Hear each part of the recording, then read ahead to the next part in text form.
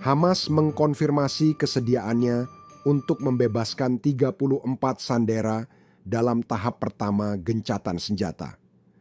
Namun, militan Palestina tersebut telah memperjelas bahwa mereka hanya akan melanjutkan pertukaran jika sejumlah persyaratan tertentu telah terpenuhi, termasuk penarikan pasukan Israel dari Gaza, gencatan senjata, dan pembebasan tahanan Palestina.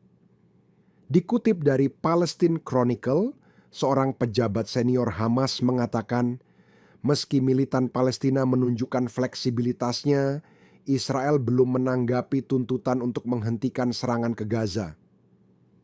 Hamas menyatakan bahwa persyaratan itu tak dapat dinegosiasikan untuk mengakhiri kekerasan yang sedang berlangsung. Pejabat tersebut juga menekankan komitmen Hamas untuk menjamin pembebasan tahanan Palestina. Selain itu, pihaknya juga bakal berusaha memperbaiki kondisi kemanusiaan yang buruk di Gaza. Namun, mereka memperingatkan bahwa penolakan Israel untuk memenuhi persyaratan ini dapat menyebabkan eskalasi lebih lanjut.